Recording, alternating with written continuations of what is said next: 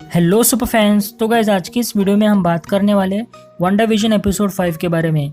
लेकिन उससे पहले आपने अगर हमारे चैनल को सब्सक्राइब नहीं किया है तो जल्दी से कर लीजिए, क्योंकि हम मार्वल और DC से रिलेटेड ऐसे इंटरेस्टिंग वीडियोस लाते रहते हैं। तो चलिए अब वीडियो शुरू करते हैं।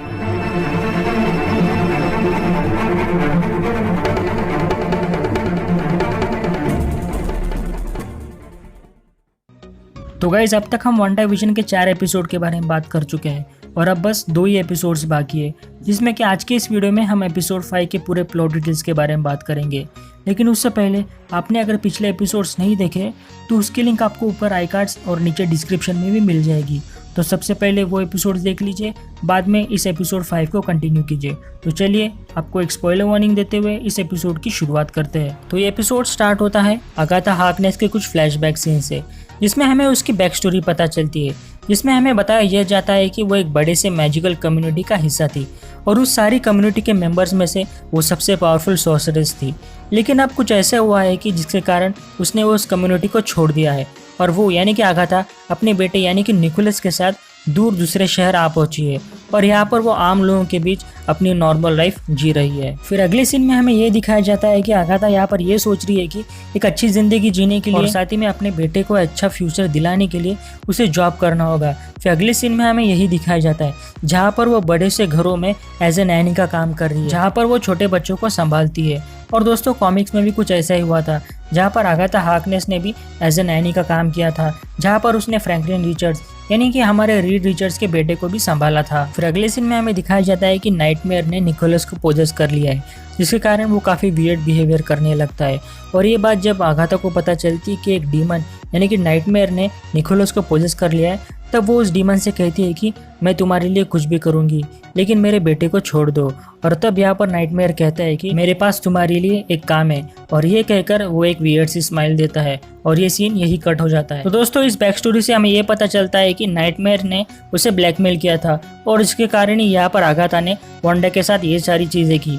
फिर दूसरी तरफ हमें दिखाई जाती है वांडा, जो अब भी अपने ट्रॉमा से लड़ रही है। इसे काफी सारे विजन्स भी आ रहे हैं, इसमें कि वो दुनिया के लिए खतरा बन चुकी है और लोग उसे एवेंजर नहीं बल्कि एक विलन मानते हैं और साथ ही में अब उसे एक नए नाम से जाना जाता है, यानी कि स्कारलेट विच। तो दोस्तों बताया ये जा रहा है कि ये सीन बिल्कुल उसी तरह का होगा जो हमने एवेंजर्स एज ऑफ अल्ट्रॉन में देखा था, जहाँ पर वांडा बाकी एवेंजर्स को कुछ इसी तरह के विजन्स दिखाती है। फिर अगले सीन में हमें दिखाया जाता है कि वांडा की इस हालत से बाकी सब काफी परेशान है और तभी अचानक वहाँ पर आगाथा हार्कनेस आ जाती है और सभी अलर्ट हो जाते हैं। और इस पर आगाथा कहती है कि मैं यहाँ लड़ने नहीं बल्कि तुम्हारी मदद करने आई हूँ। और आगे वो कहती है कि मैं वांडा की हेल्प कर सकती हूँ, अगर हम उसकी मेमोरीज को वाइप कर दे तो उसे बचाया जा सकता है। लेकिन आगाथा हार्कनेस की इस बात से कोई एग्री नहीं करता, पर वो कहती है कि यही एक तरीका है वांडा के इस ट्रॉमा के साथ डील करने का। फिर अगले सीन में हमें दिखाया जाता है कि मोनिका रैम्बो और सौर के कुछ एजेंट्स विजन और विकन और स्पीड को एक सेफ रूम में रह जाते हैं। फिर दूसरी तरफ हमें दिखाया जाता है कि आगाथा हार्कनेस ने वांडा की मेमोरीज को वाइप कर दिया है और आगाथा ने वांडा की उन्हीं मेमोरीज को इरेज किया है जो कि अल्टरनेट रियलिटी, विजन और विकन स्पीड से रिलेटेड थे। और वो उनसे कहती है कि अब तक जो चीज़ें तुमने एक्सपीरियंस की थी वो कोई सच नहीं बल्कि एक ड्रीम था।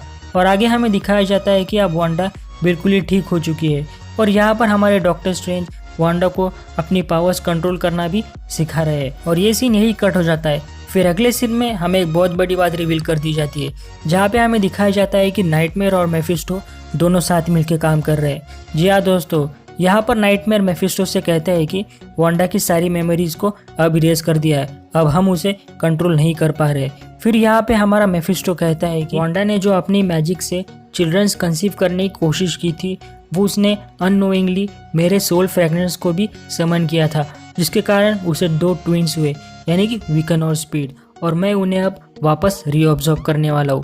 फिर अगले सीन में हमें यही दिखाया जाता है जहाँ पर विकन, स्पीड और विजन जिस सेफ रूम में उन्हें रखा गया था वहाँ से विकन और स्पीड वापस से रीऑब्जर्व हो जाते हैं, यानी कि वापस से वो ट्रांसफॉर्म हो जाते हैं सोल फ्रेगमेंट्स में। तो दोस्तों बताया ये जाता है कि ये सोल फ्रेगमेंट्स एक पर्सन के एनर्जी फील्ड का हिस्सा होते हैं, यानी कि जब भी कोई भी इंसान पेन या फिर ट्रॉमा में होता है तब उसके बॉडी से ये सोल निकल जाता है ताकि वो इस पेन को सह सके।